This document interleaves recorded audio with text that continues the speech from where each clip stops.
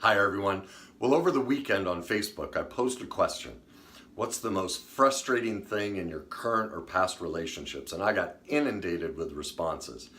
And one of the main ones I got, it's really two things, but it's really one.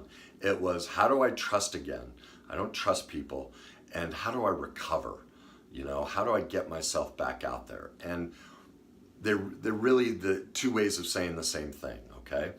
Well, the first thing to realize, if you're feeling like you have to recover, it's very normal after a relationship to feel pretty beat up. But one of the things that gets us is the rejection aspect, that it didn't work out. Well, something to realize about rejection is nobody ever rejects us, ever. All they ever do is walk in their best interests. And so you just had differing interests, and they decided they didn't want to change some of their interests to line up with yours. That's not a rejection of you. That's actually an authentic loving of themselves. And so maybe you were the one who left and you're like, I'm not giving this up. Well, that's healthy. And so the problem is, because unfortunately we don't teach anything about parenting, all of us have been raised codependently. And so we are looking for affirmation outside of us, or validation of, if I'm with this person, if they love me, they'll do this. And that's just unrealistic. It's not healthy love, it's codependency.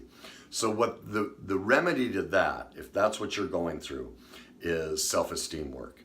It's things like affirmations, it's things like mirror work.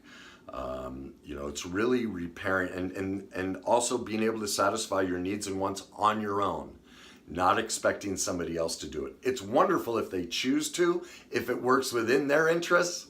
Hopefully you pick somebody where your interests line up enough and your needs and wants line up enough that they, at times when it works for them, can meet it. But if you're expecting somebody else to do that, that's codependency, that's a lack of self-esteem. Go work on that. Now the second part of it is a little more intricate, a little more difficult. The trust part. I see this all the time. People are like, oh, I can't trust men. I can't trust women. They don't tell the truth.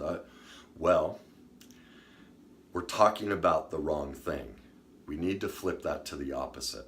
The person we can't trust isn't them. It's us. Because think about it.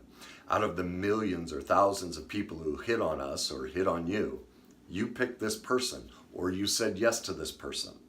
So what that tells me is the client or the person is struggling with their own judgment.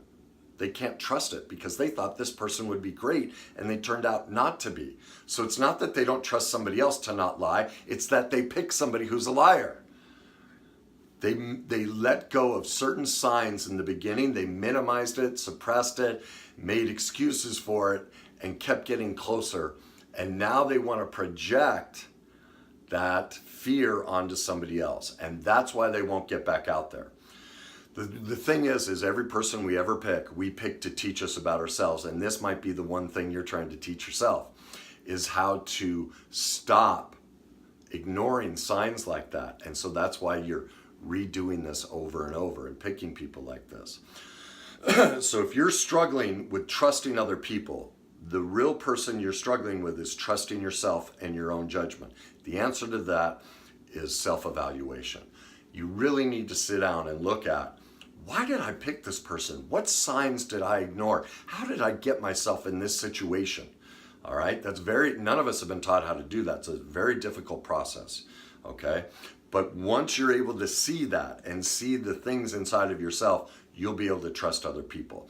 Now, because we don't teach that, really my book is the ultimate self-awareness process of how to do that. Because I did all of these things. The only reason I know it is because I've always been such a train wreck in relationships. And I had to sit down and tear myself apart and realize I'm choosing this. And how do I do it? Once I found that, I was able to change all of these dynamics.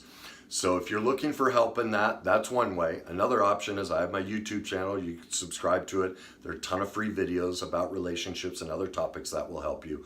I also have The Greatness Movement, www.thegreatnessmovement.com. So there are three options if you're wanting to dig deeper. And one, build your self-esteem. And two, learn how to trust yourself, not others. It's not about them. It's about learning to trust yourself again. So anyway, I hope that helps you guys. Have a great day.